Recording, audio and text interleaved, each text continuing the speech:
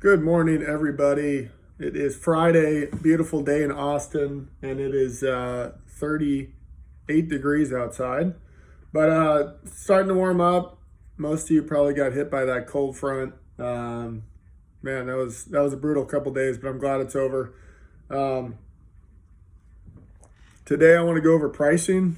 I've changed my philosophy a couple times on pricing due to looking back on numbers and seeing how pricing is really affecting everything clearly, right? So what I had been doing in the past is I was manually going in.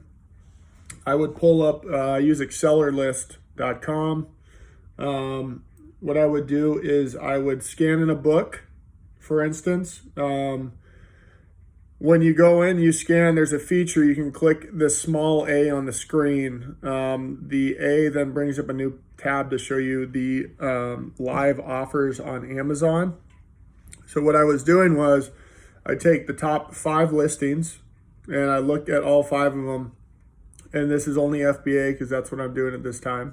So I look at the top 5 FBA offers. And when I say top 5, I mean the lowest, the top part, the first 5 that you see. So top 5. So I would look at the top 5 and I would price somewhere in the mid to, lower range of those 5. And so I was doing that for a long time when I was doing cherry picking. As I went into larger numbers and I went into, basically doing volume and speed, I started teaching my listers to do, we were just doing used buy box price because I wanted to move through inventory fast. And what I, realized from that is that my average payout per book went down about $2. So I was definitely leaving money on the table, and that happened for 2 months in a row. And it went down even more actually on the second month. So what I'm doing is I'm kind of reevaluating everything, and I'm going to go back towards the model where I was actually pricing, taking a little bit extra time to price correctly. I don't think pricing at the used buy box is wrong per se. I don't think there is a right way to do it. I think it all depends on what you're looking for and what kind of model you're after. I personally just think that although I'm a bulk seller, I'm not mega bulk and I'm not that high a volume where I can, take advantage of that. I think I need to go back to pricing manually. So I thought I'd do 1 or 2 in front of you guys here. So I got this book, A Conflict of Visions, little paperback book here. So scanning it in. I'm going to go click the A for Amazon under pricing data. And what I see here is the first price is $17.50, and then it jumps to $19.44, $19.88, $19.88, $19.90.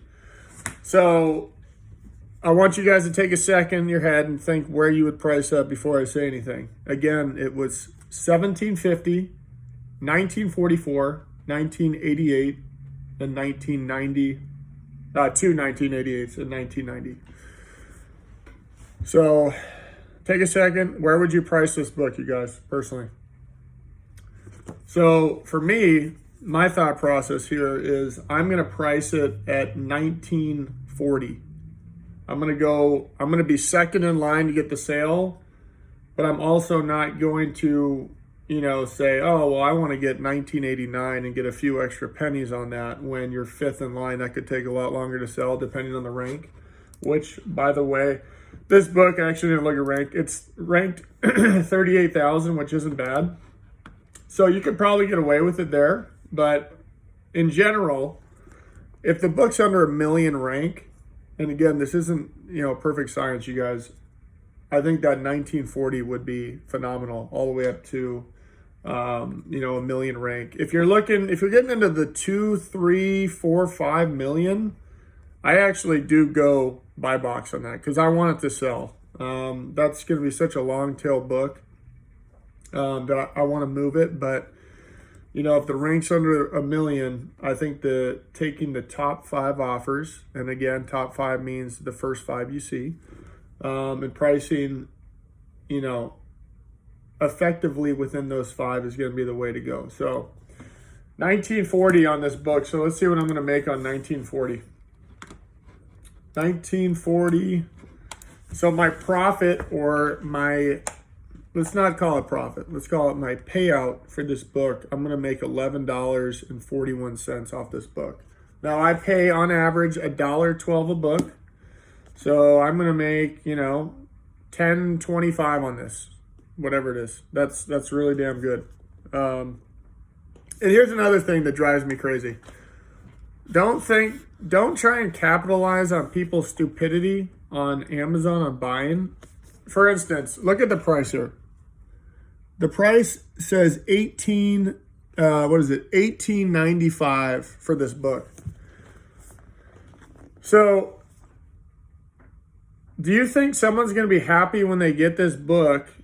And I didn't look at this before. I should have looked at it right before I priced this, but we're selling this book on the low end. I said 1940, right? So they're going to pay more for this book than it's actually worth brand new at $18.95.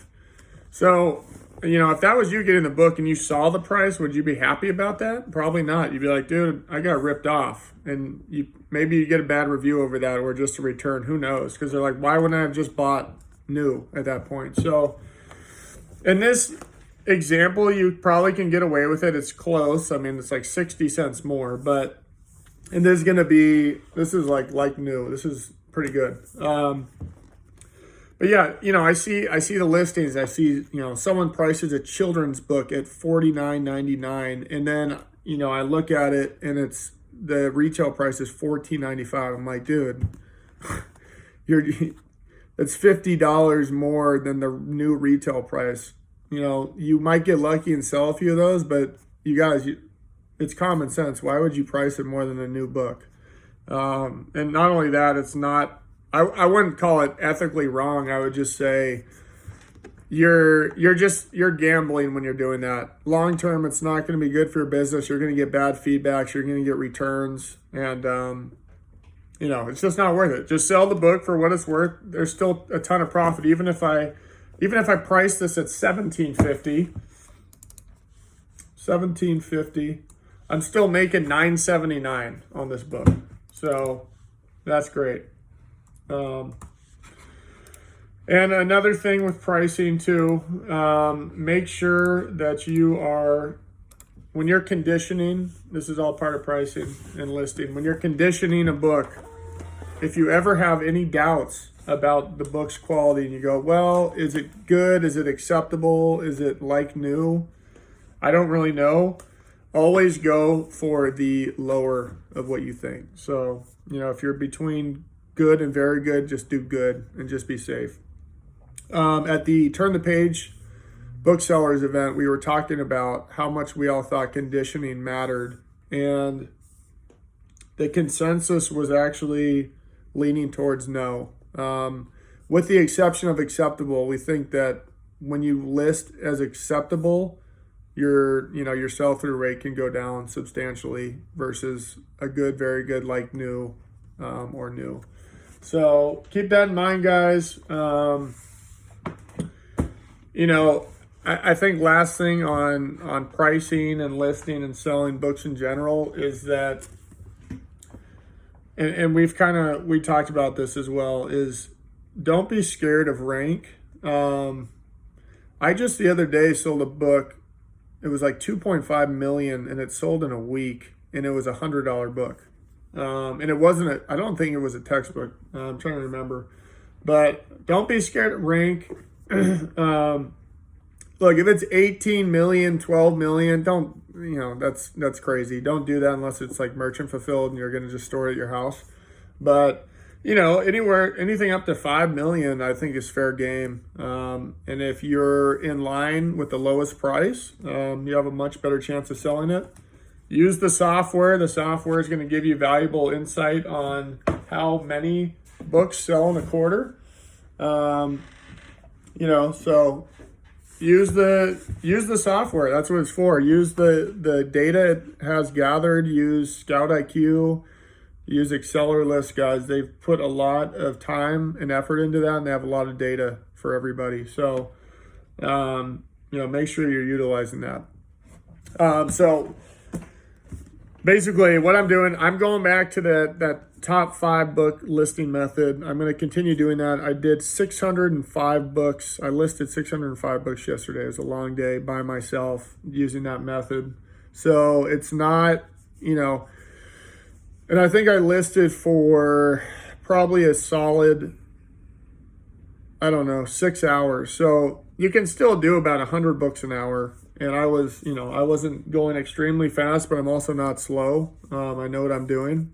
So, yeah, I think you guys should go back, do that. I think it's the most effective, especially if you're doing low volume and you're cherry picking. Why would you not spend an extra 20 seconds per book to price your book effectively and get more profit per book? It doesn't make sense. You need to do it.